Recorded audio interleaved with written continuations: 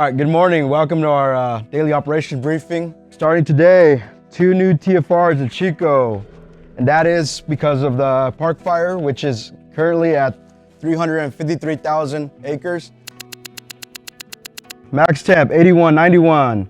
National preparedness level 5.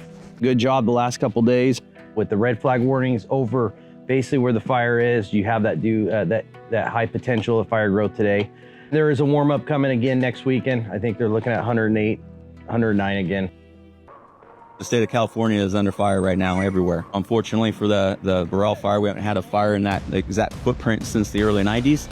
And so she found that area that hasn't burned in a while. And when you align the low RHs, the high winds, triple digit weather we've been dealing with the last 10 to 12 days, it all lined up for a perfect storm in there.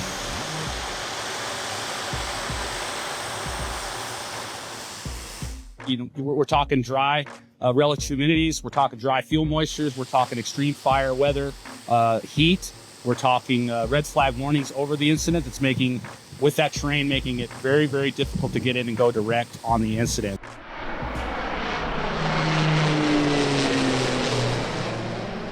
So the current fire situation is 33,000 acres, 0% contained. That's about a 30,000 acre growth in 24-hour period. We have about 1,200 personnel assigned to the incident. Currently, we are unified with the U.S. Forest Service, BLM, Bureau of Land Management, as well as Kern County Fire, representing CALFIRE as well. This is steep, unforgiving country out here. You look up there and it looks like a lot of rock, but it's not. It's steep, it's hot, so that sun-baked slope, you're looking at upwards of 120, 130 degrees any given time for firefighters standing out there. Currently, it's spreading south-southeast towards Thompson Canyon. The weather's going to dictate how close we can get to put the fire out with the tools that we have to do that.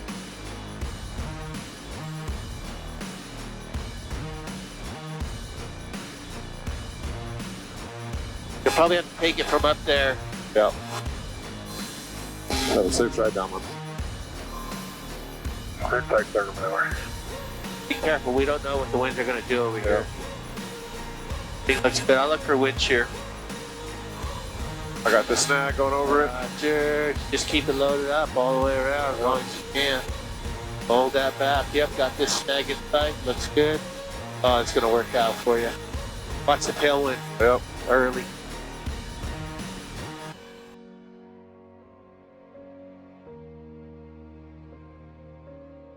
There you go. Nicely done. I'm 6 clear and empty. Nice tie-in. Awesome.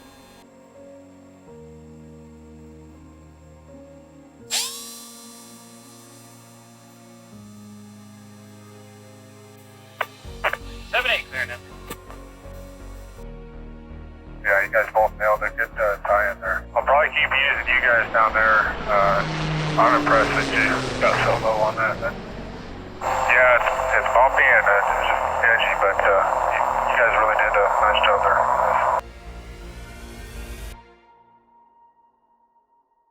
Our hearts are out to the public in Havilah and the Paiute Meadows area.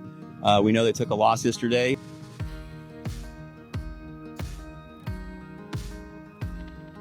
It's surreal to me.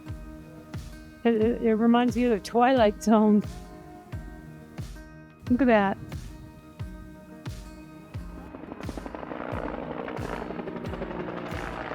And then you go down the road here, you don't recognize anything. You turn a corner that you usually recognize and you don't. House after house after house is gone. A lot of homes burned down everywhere. This fire got so hot, the firefighters had to leave. It got too hot for them to stay here. That's when we were running.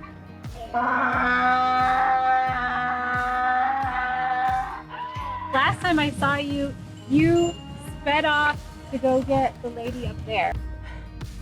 Come on, I gotta get the old lady on the hill. What happened after that? When I got up there, the flames were already licking her yard, almost at her house. So I took her down to the travel trailer we had sitting out there in the field, thinking my house was burning, and her house was burning. That was awful. Everything you own. When I was taking her to Tehachapi, I stopped at the top of the hill and I turned around and looked for a minute. I didn't see the silhouette of it, and all I saw looked like lava. I knew it was gone. that feeling you get, it's really strange. You know, you play through your head, yourself walking through your door and seeing your things in there. You know, I got my mom's things hanging on the wall, and she died, you know. And to think all your things are gone and you took just what's necessary. It's surreal, and I'm thinking, okay, what are we gonna do now?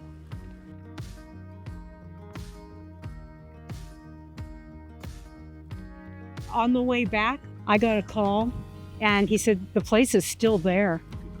I was crying again, except a different kind. I couldn't believe it. I said, are you serious?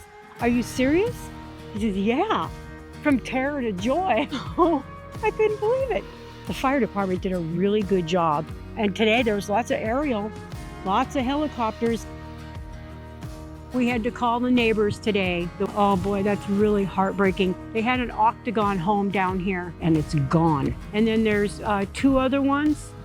We had to call them and tell them the house was gone. And then another lady over here, yeah, she cried, obviously. She was getting ready to move in, and the other guy over here was getting ready to move into his home. He bought it online. So I kind of feel a little bit guilty because I don't quite get it. I mean, this place should have, I don't know, I think it should have burned. And it takes a little while to process. I'm exhausted. We haven't slept at all in a couple of days. Yeah, my eyes are beat red.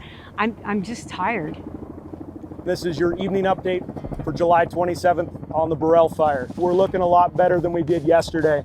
Crews, hotshots, engines, dozers spent all the day trying to keep this fire's edge from impacting the structures in this northern section of the Havilah. Really like to thank our aircraft support. They worked well into the night last night, and they were able to do a lot of good work on several critical portions of the fire. CAL FIRE and our partner agencies have really moved forward to be able to fight fire at night from the air. With our new normal, during the day we've seen these devastating fires, and at night a lot of times they will calm down. You're taking advantage of the low activity of the fire, and you're able to be more effective in a lot of ways that you couldn't be during the day. It's also challenging in a lot of ways because your visibility is reduced. The smoke in the air can be a visual hazard, and it's hard to see folks on the ground. We're talking about a flight profile that is probably 2, if not 3 times more demanding on the pilot and the crew at night than it is in the day. And that comes with some danger, and so we have to mitigate risk through training. It's a 4-person crew with the pilot, and you have to go through an initial class for all the positions. Here comes the fun part, kids. Everybody look at me. Pull your battery pack out. Go ahead and attach it to the back of your helmet. When you're done, go ahead and mount your goggle mount to your helmet. Let's go ahead and turn some lights off. Lower your goggles. Now use your fore and aft adjustment to adjust the distance away from your eyes. Let's take a half-hour break. CAL FIRE's introduction of the Black Hawk, also known as the Firehawk, brings 16 additional helicopter platforms that are capable of flying at night. There's nothing you would want less in operating an aircraft in the dark of the forest at night than only one engine. So the Black Hawk has 2 engines, which allows us to move into the night safely for night aerial firefighting operations. That was really the beginning of our night program. Congratulations for all of you that are here. It's pretty cool to go out and be flying goggles in a helicopter, especially when you go out in the woodland interface and you're way up in the mountains and you can't see anything, but under goggles you can see a lot. And you're flying and landing in places, you're like, I can't believe we're here. It's pretty awesome. And then when you get to see your first fire, it's pretty amazing under goggles.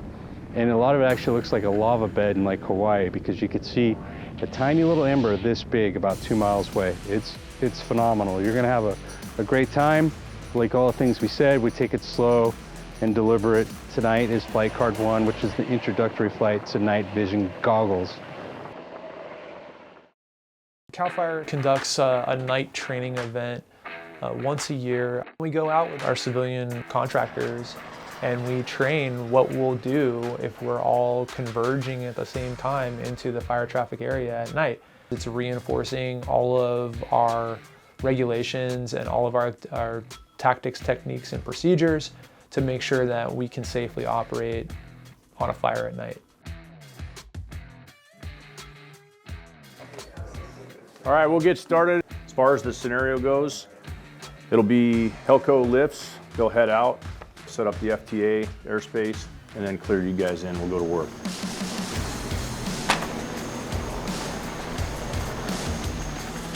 Helicopter 2 Alpha Juliet, lifting off of the calfire pad B. 2 Alpha Juliet 4 Papa Juliet, we're at your 6 o'clock, fall into line.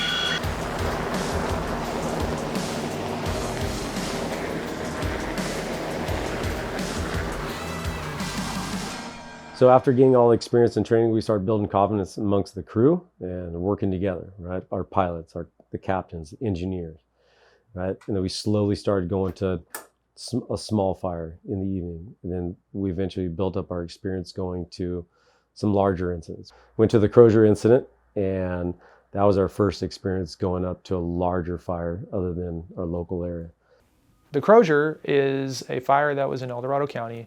It was north of Placerville, and it was in heavy timber. So the fuel source alone, right, makes the fire challenging, whether you be in the day or the night, right? When you have 200-foot plus pine trees torching at thousands of degrees, it is very difficult to fight fire in those conditions. Vegetation fire reported at the end of East Crozier Road in Mosquito.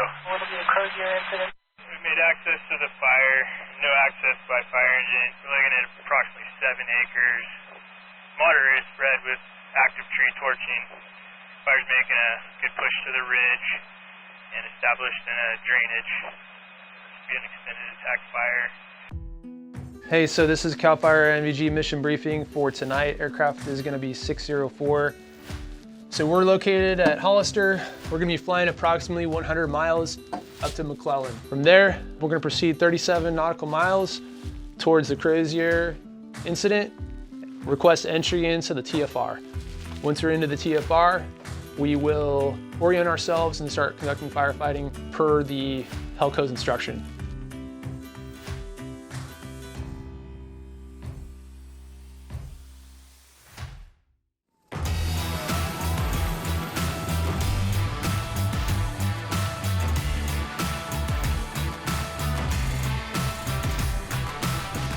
You have a fire. It's in a mountainous area, right? It has heavy fuel. It's putting out a lot of smoke. And you've got to figure out, how can I maneuver around this fire so that I have good visibility, I have safety confliction with the other people that are flying on this fire at night, right? And that I can safely adjust for winds, make my drops, have escape routes, clear terrain, right? Ensure that my flight path is clear in front of me at all times, or if it's not, which way am I going to turn so I am safe, right? It reinforced the training that we had done earlier on in the year. It created great learning lessons for the guys that are new to night vision goggles. We create all of these lessons learned, right, so that when we get to the next fire, which was the Palisades, that we are prepared. This is going to be the debrief for the Crozier fire. The first couple water droppings, we opted to follow Zero Charlie Hotel onto the water dropping area, which is located here. We found that to be extremely difficult, both from the smoke, but also the airspeed and performance that we had on the aircraft. So all those things combined, we made that decision to leave that area. And so we came up with working over here and cooling down this section of fire for them to conduct their firing operation. It was way better. The predominant winds were shooting in this direction right here. So now I have aircraft performance. The smoke is not in my face. I have an out. There's more visibility, which is overall way better place to work. This concludes the debrief. Thanks for your time and attention. Thanks, Dan. Yeah.